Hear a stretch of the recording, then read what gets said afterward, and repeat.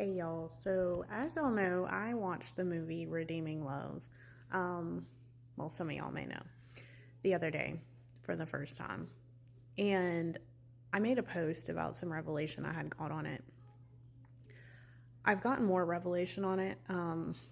There's like a lot going on with that. And it's basically the movie Redeeming Love is about the story in the Bible about Hosea and Gomer, the prostitute, right? And how God spoke to Hosea and told him, you know, that's your wife.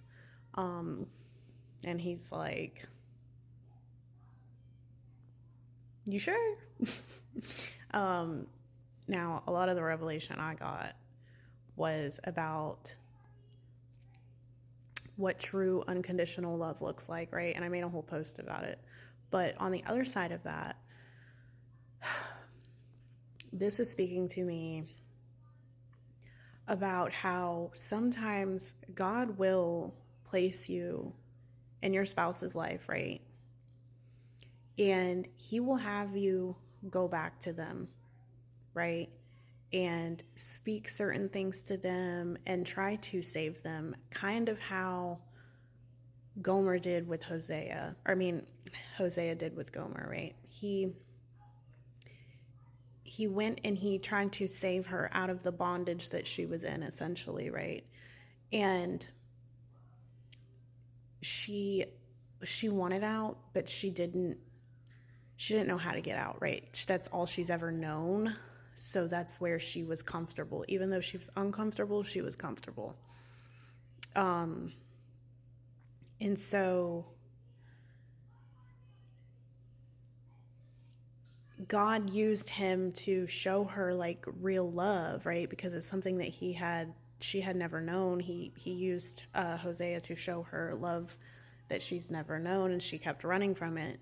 But he would go back and save her. So she would go back to this place that she would prostitute out of, right? She would go back, and he would come and he would save her. But there was this last final time that she went back, right? She ran away from him and she went back to her bondage. And he didn't go back and save her this time, right? This time was different. God kind of almost instructed him to not go back this time. This time his response was she has free will. And she stayed away for 3 years. 3 years until she had this this moment where she went back. She realized that's what she truly wanted. But it's free will.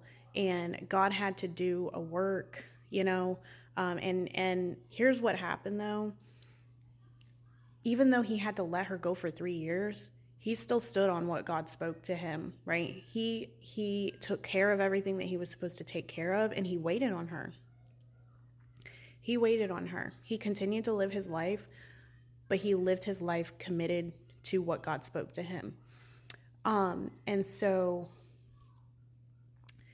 he may be having some of you, right, let go. Even though you've went back to he's had you speak a certain thing to this person, maybe over and over again, right? You've tried to tell them that, try to help them get out of this bondage that they're in, right? They didn't take heed to the warnings or whatever the case, right? They just chose to continue to go back to this thing. And so now God is like, this time, don't go back this time. This person has free will. Like, let them go on this journey, right? With God. They're going to have to figure it out on their own, right? You've done all that you can do. You've been obedient to the things that God has told you to do. But just because God is telling you to step back this time, right, and to wait on him, does not mean that you entertain yourself with counterfeits. Do not let some prophetic voices here on YouTube get in your head, rile you up, making you think, I'm gonna go find something else. Because no, you're not. Go sit your behind down. Go sit your behind down. Start doing the Lord's work, right? Start doing the things that God needs you to do. Start working in your purpose, right? Start, allow God to do work in you. And there's some things that he wants to produce. There's some things that you are going to give birth to by yourself, while God is working on this person, right? And it doesn't mean you completely wash your hands of it, because what happens is then you're over here entertaining counterfeits, because if it's not what God said at the end of the day, then it's a counterfeit, and that's going to get you into trouble every single time.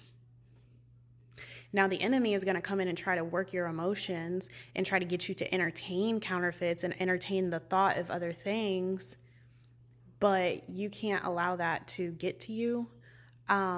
You have to, because then you're breaking covenant. You're a covenant breaker, right? And if you have not seen that movie yet, I recommend going to watch it, so that, God can speak to you through it. But just because he's having you to maybe let go of this person this time, you got to trust that they're going to come back. You got to trust that God's going to bring them back to you. If he said that's your person, then that's your person.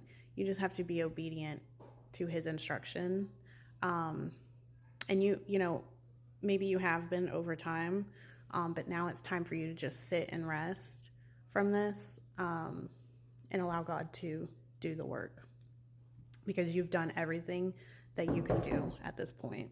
You cannot just wipe your hands of it completely. If this is your person, then this is your person. And you have to stand on that. But definitely start living in your purpose, doing the things that God needs you to do in the meantime. But don't allow your heart to harden, and get bitter, and then you start entertaining counterfeits, because that's going to get you into a lot more trouble, okay? Like, you can delay things even more, and that's going to be your own downfall, right? It's breaking covenant with God and entertaining counterfeits. It will get you in trouble, but the enemy will come in and he will get you emotionally to start trying to entertain other things. You have to block it. You have to block it and know that God said what he said. And if you've got yourself focused in purpose and walking in purpose and doing the things that God calls you to do, right? And you're staying in alignment with his will, then you shouldn't have that issue. So yeah, just let go and let God. And I have another word coming about not compromising. I have my daughter home today from school again because she's got a cold.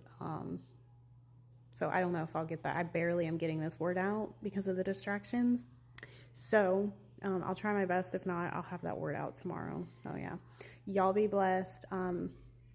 If y'all feel led to sow or be a blessing, my information is always there in the description box. I thank y'all for the seeds that y'all do sow. I pray that God bless you guys in return for those seeds.